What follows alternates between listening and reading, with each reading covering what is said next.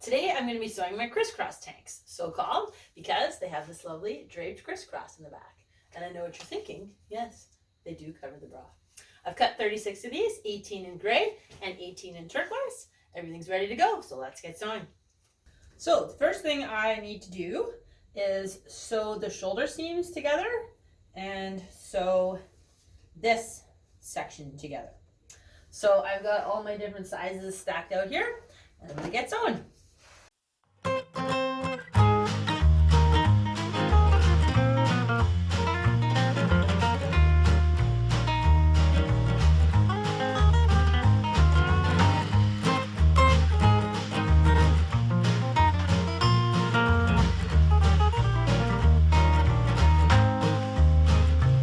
So the next thing I got to do is sew in the labels.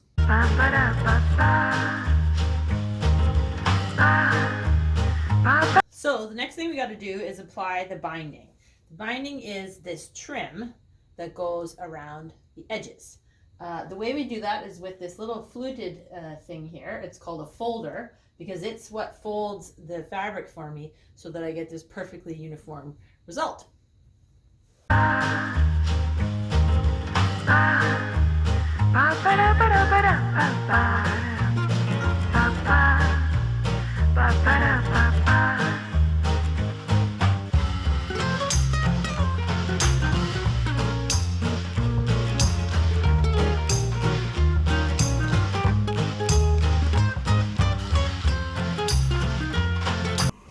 So here I am back at the serger. Now we're going to finish sewing the side seams on the tanks.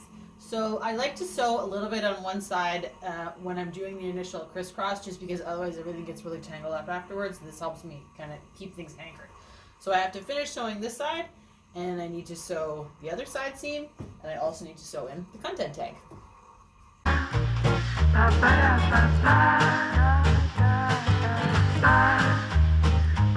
So now I'm at the point where I get to do the hems. Now, a neat little trick that I learned from the ladies on the production line at my very first job is to use a stack of masking tape. So this is just like 10 layers of masking tape, and stick it at the place where you want the edge of your hem to be. So now I'm ready to hem here. The thing that's tricky about using this machine to do hems is you're looking at the top of the fabric, but the bottom is where you want to line things up. This is what I want my hem to look like. See this covering stitch? That's perfectly covered the edge and there isn't any excess sticking over. So doing that blind requires a great deal of experience and just kind of knowing how it feels.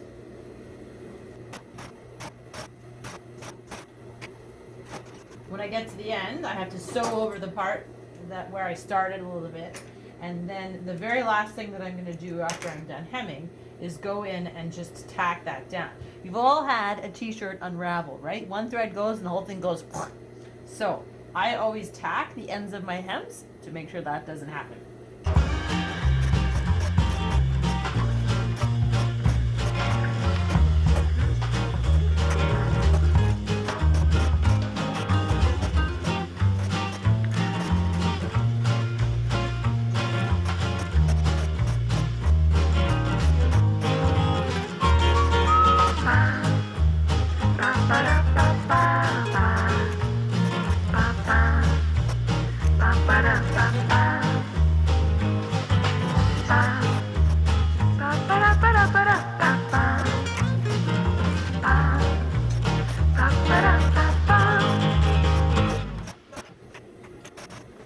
So now it's time to do the tacks. So I'm going to be tacking the hem, as I mentioned, right here. And I also need to tack these little tails in the side seams. So I kind of pull it down like that and then do a little tack there and then clip the tail. So here we go. So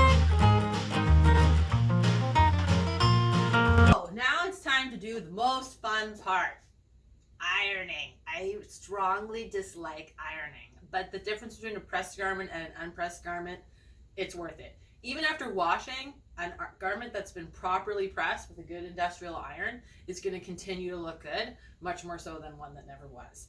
One of the main casualties of fast fashion has been ironing, because you can't sell a shirt that doesn't have the side seam sewn, but you can sell a shirt without ironing it. And in the rush to get everything done quickly and more cheaply, a lot of times ironing just doesn't happen.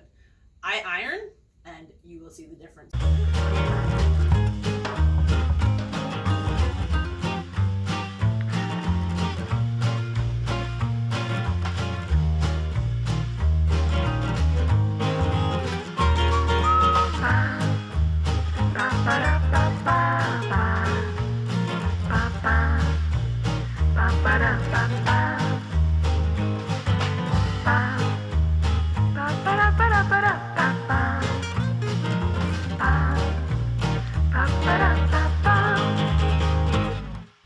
So here we go, last one. Only thing left to do, of course, is to take product photos. One of the many things I forgot about when I decided to start a collection. As you have seen already from my Instagram or Facebook profiles, I'm really bad at taking pictures. So I got a lot of learning to do. Starting a business, there's a lot of things that you don't think about until you get to that stage, and then it's like, oh gee, that too? As any of you who have started businesses before know, since I've been a sample maker for 15 years, I knew that I could manufacture beautiful clothes, but there's a whole lot of other stuff that needs to get done. So photos was of course one of them. The other thing I didn't think about is when I start making all these clothes, where am I going to put them? I need, like, you know, a storage warehouse.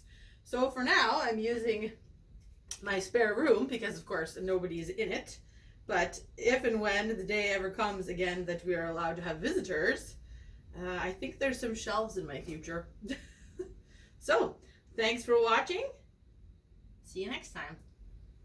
You may be wondering what this logo is on my t-shirt. I tried a lot of different logos and I wanted to see it on a shirt. So this was one of the ones that didn't make the cut. But it's a perfectly good shirt for factory work. So